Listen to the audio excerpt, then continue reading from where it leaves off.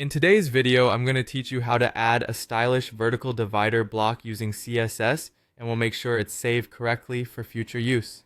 If you've ever wanted to enhance the look of your website by breaking up content in a clean and elegant way, a divider block is the perfect solution.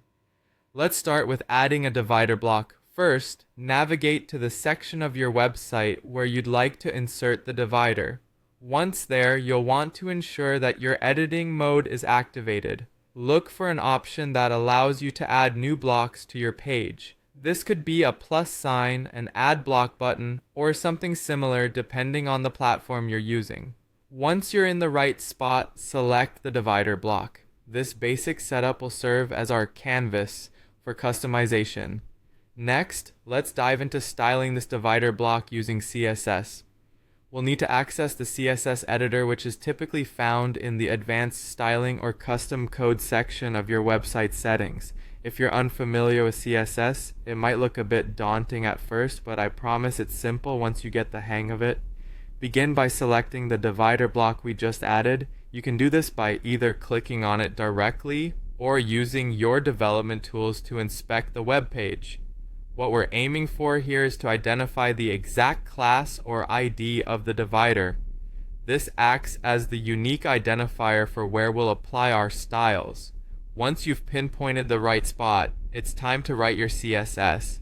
Imagine you're painting a picture and CSS is your brush. You'll want to start by specifying the width and height of the divider. Vertical dividers typically have a defined height and a narrow width. For example, you might set the width to 2 pixels and the height to 100%, extending it the entire length of its parent container. Then select a color that complements your page. Use simple color names like white or black, or delve into specific hex codes for a unique touch. Feel free to add elements such as borders or shadows to enhance the divider's appearance. Now, once you're satisfied with how it looks, it's important to save your changes to make sure they're applied universally across your site. Look for a Save or Publish button in your CSS editor to lock in the new styles. Saving ensures that your new styling persists even if you exit the editor or refresh the page.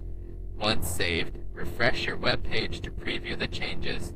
Your newly styled vertical divider should now be live, seamlessly breaking up content just as you intended.